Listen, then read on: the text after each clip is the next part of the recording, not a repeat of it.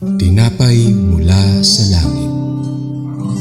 A daily morning devotion with CRC family.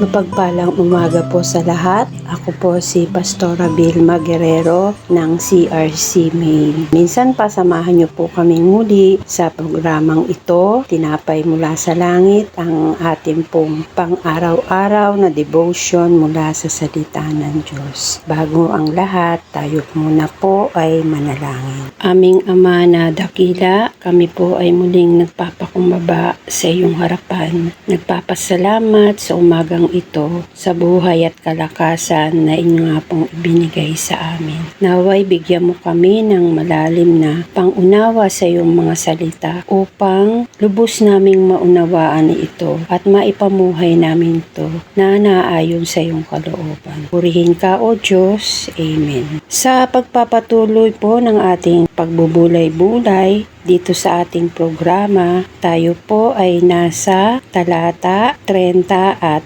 31 ng Joshua Kabanata 22 na ang pamagat po ay The Explanation of the Eastern Tribe. Sa Tagalog po, ang paliwanag tungkol sa mga tribo sa silangan ay tinanggap ng mga tribo ng kanluran.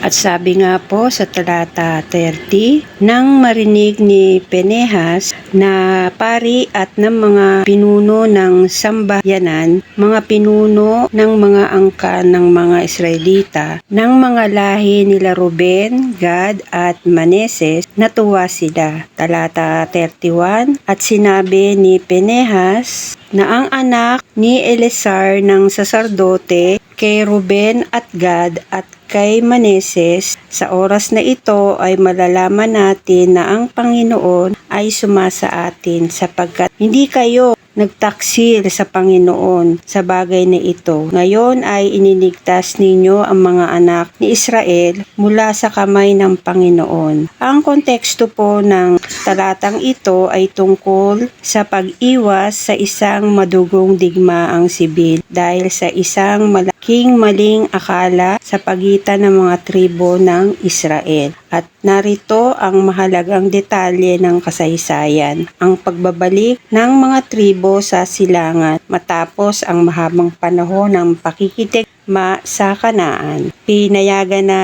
ni Josue ang mga tribo ni Ruben, Gad at ang kalahati ng Manases na bumalik sa kanilang sariling lupain sa silangan ng Ilog Jordan. At habang pauwi, nagtayo ang mga tribong ito ng isang malaki at kapansin-pansing dambana o altar sa tabi ng Jordan. Nang mabalitaan ito ng ibang mga tribo sa kanluran, akala nila ay nagre-rebelde na ang kanilang mga kapatid sa pamamagitan ng paggawa ng sariling dambana para sa pagsamba sa mga Diyos-Diyosan o pag-aalay ng mga handog na labas sa itinakda ng Diyos sa tabernakulo. At nagpadala nga ang Israel ng isang delegasyon sa pamumuno po ni Pinehas upang kausapin at kumprontahin ang mga tribo ng silangan. Ipinaliwanag naman din po nila Ruben, Gad, Manases na ang altar ay hindi para sa mga handog, kundi bilang isang saksi o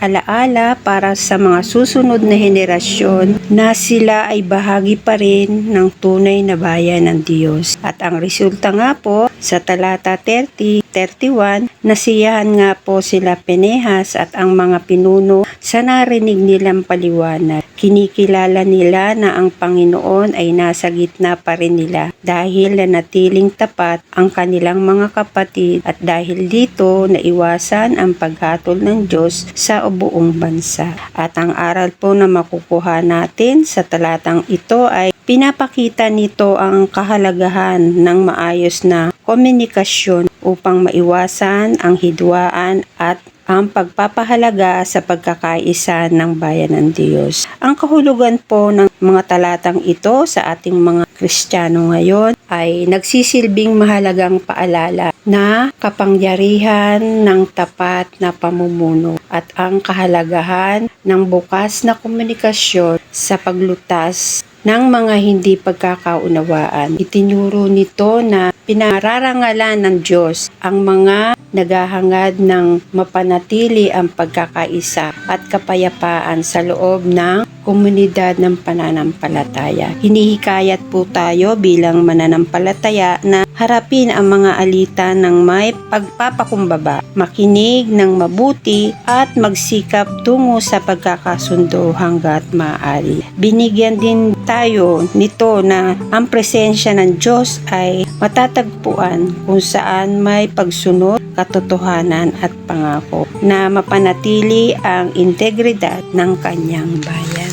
Amen. Tayo po ay manalangin. Panginoon Diyos, salamat sa iyong mga salita na nagtuturo sa amin ng kahalagahan ng kapayapaan at katotohanan. Tulad na nangyari sa mga tribo ng Israel, dalangin namin na pagkalooban niyo kami ng pusong handang makinig at umiwas sa padalos-dalos na paghuhusga. Patawarin niyo kami sa mga pagkakataong nagpadala kami sa maling akala na nagdulot ng hidwaan sa aming pamilya, kaibigan o komunidad. Tulungan ninyo kaming maging katulad ni Pinehas at ng mga leader ng Israel na marunong maghanap ng katotohanan bago gumawa ng aksyon.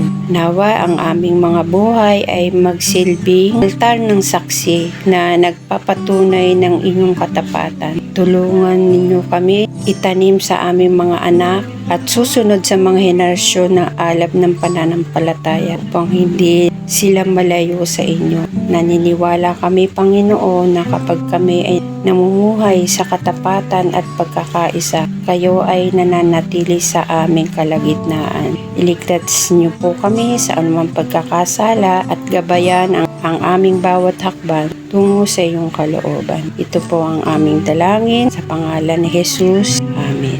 Praise God. Hallelujah. Maraming salamat po sa inyong pakikibahagi sa aming programa. Lagi po ninyo kaming samahan at sama-sama nating pagbulayan ang salita ng Diyos mula sa ating mga puso upang lubos nating maunawaan ang kanyang salita. Muli ninyo kaming samahan bukas 5:30 ng umaga sa pagninilay ng salita ng Diyos dito sa programa Tinapay Mula sa Langit. Malaya nyo nga po itong i-share ang video na ito upang kayo rin ay maging pagpapala sa iba. Muli pagpalain po tayong lahat ng ating Panginoong Jesus at patuloy tayong patnubayan ng banal na Espiritu.